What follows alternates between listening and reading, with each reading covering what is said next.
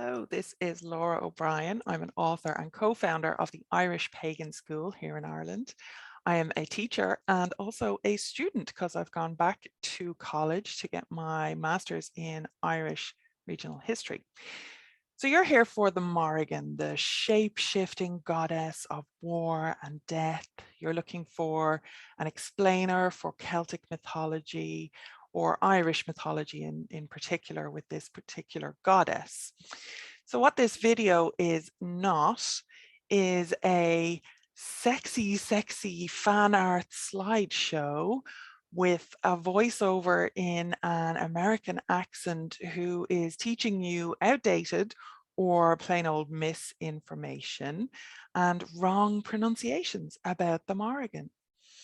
We're here for the Morrigan.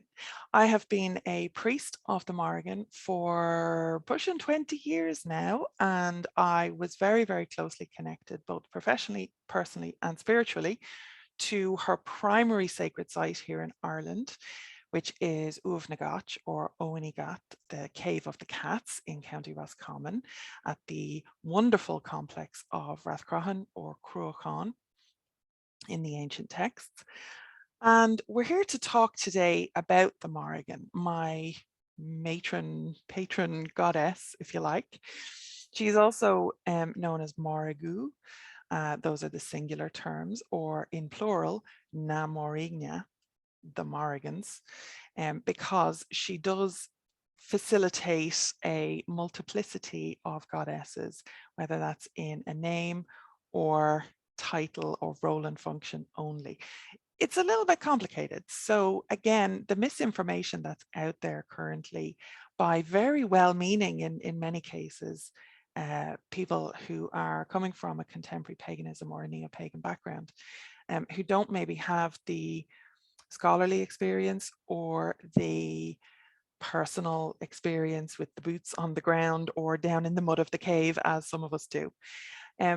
So she is an Irish goddess, a native pagan deity here in Ireland, or a supernatural figure if we're looking academically at medieval Irish literature, where a lot of our source material on the Morrigan or na Mórrígna would come from. So the Morrigan is most closely and commonly associated with war and destruction, as I said, but she is actually a guardian goddess of prophecy, magic, fate, territory, sovereignty, as well as foretelling doom, death, or victory in battle. She is a shapeshifter. She appears in multiple forms through multiple of our teaching tales or our lore that we have here, as I said, sourced primarily from medieval manuscripts that we are very blessed to retain, even though a lot of our information has been lost. It was thankfully from the oral tradition, from the native pagan oral tradition. It was transcribed with the coming of early Christianity here. And we do have those historical documents available. They're not perfect and they don't give us a complete picture, and they can even be contradictory in places, but we do have them. There is a lot of information available, and it's up to us as people who are seeking the Morrigan to actually seek out the real information that we have and then base our spiritual practice, our experience, or our interpretation of our experiences, I suppose, base it firmly within the actual Irish culture and lore and traditions that we do have. So again, sometimes she appears as one of na Mórrígna, that's the plural term, some of whom are also called the daughters of Ernmas. This is a group of Irish goddesses, including Macha, the Baive, Nevin, Anan, or Anu, or Fia. Now, these may be aspects or sisters. However, the Morrigan also appears alone and independently, frequently through Irish mythology. And again, in singular form, she is Morrigan, the Great Queen, or Morrigan, the Phantom Queen. And this is the name then that is Morrigan or Mórrigu appearing in the texts.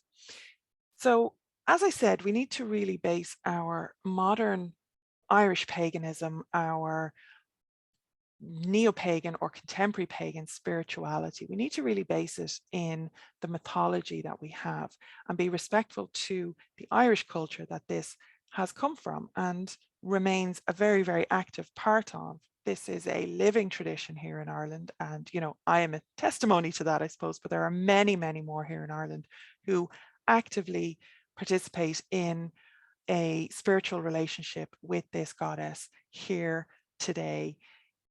We live in our lives here on the land with the sacred sites, reviewing the stories and learning what we can from them. So when you're looking at the original materials, you would look at the first battle of Moytura. I do have a version of that up on my own blog. That's at loraobrien.ie. That is Cáthmaíochra Cunga, or the first battle of Moytura at Cong. Then you can look at the second battle of Moytura. And this one is the most commonly known. There's not that many sources available for the first battle of Moytura, which is why I put that translation up onto my blog. So again, you can go to loraobrien.ie, click on the blog, and you can search for Moytura. That's Moytura, Moytura, and you will find it.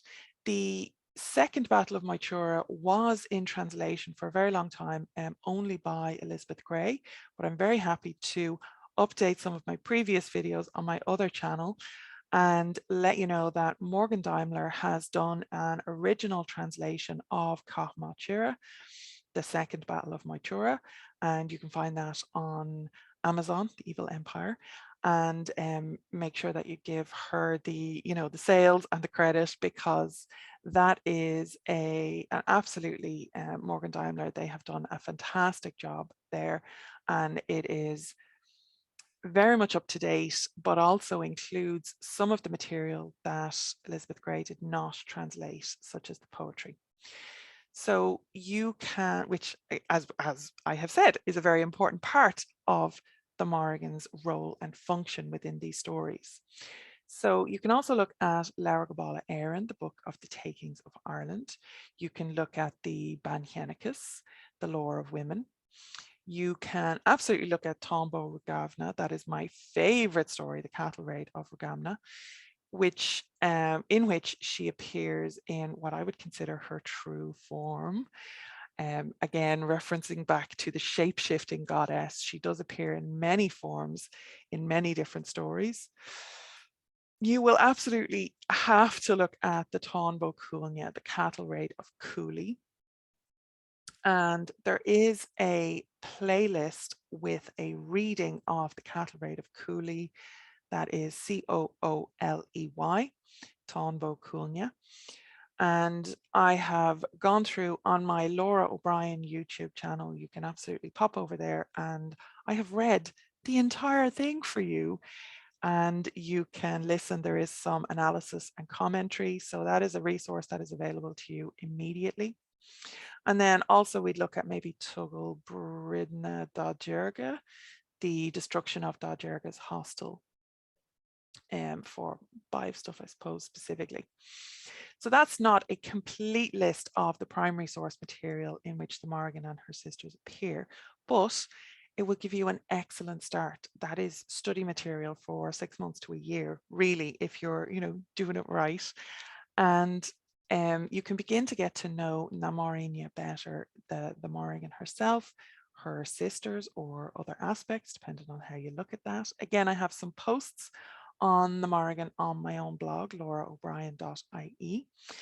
And you can get to know them better without having to look at them through a modern author's lens. And that's very important, that you're not just looking at neo-pagan or contemporary pagan books on the Morrigan.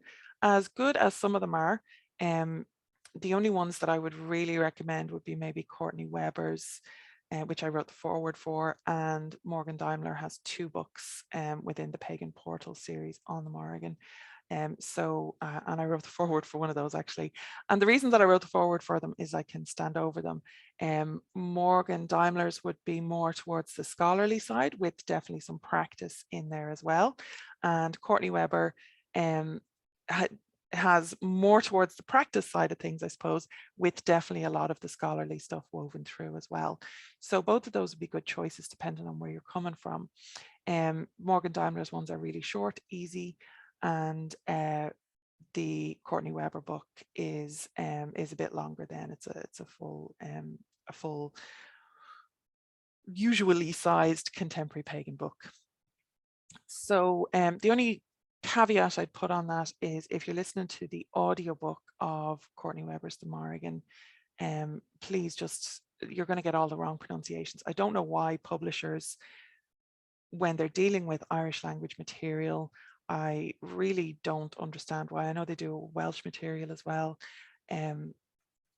Why would you not get a person who can actually speak the language? If you're listening to me, Llewellyn and Wiser, please, please, please, please take the time, take the trouble to make sure that the people who are reading your audiobooks are reading them correctly, because it makes us absolutely cringe when we hear these mispronunciations. And if you have been mispronouncing any of this terminology, I'm not having a go at you. And when we know better, we do better. If you've been learning from shit sources, then again, welcome to the channel. We have a range of videos here, and you can of course pop over to the irishpaganschool.com, and I have a multiple classes on the Morrigan. The best value is the Morrigan multi-pass, which actually is a great value bundle, which includes pretty much all my classes that are available currently on the Irish Pagan School. I have a lot of classes at the Irish Pagan School. I've taken a step back from live teaching, except for the Morrigan Intensive, which I do every year, which starts around May. So you'll start to hear about it in April and May for enrollment. Make sure that you're on our mailing list. There'll be a link below to that as well. And myself and my partner John are doing videos here at the Irish Pagan School. We've been doing a video a day through the start of 2022 to build up this channel, because we both had individual channels and we're trying to cohese all of the information into one source here at the Irish Pagan School YouTube channel. So we will be doing videos. We'll continue to do videos on this channel and also on our Patreon, which again, all of this is linked below if you want to go and have a look. Okay, so thank you for your time and your attention. Thank you for choosing this video over the sexy fan art slideshow with the terrible information and the terrible pronunciation. Thank you for making the effort. Thank you for wanting to learn the reality of the Morrigan, my goddess, who I have worked for, as I said, primarily for around 20 years now. So a lot of work, a lot of water under the bridge, but you know, we're still ticking over, and she still has my loyalty and my sometimes grudging love. The personal relationship side of things is something that I really go into in my classes, but also obviously in the Morrigan Intensive in much more detail. So make sure that if you're interested in all of that stuff, you can absolutely go and take some of those classes. Okay, so slán go fóill, and I will see you in the next video.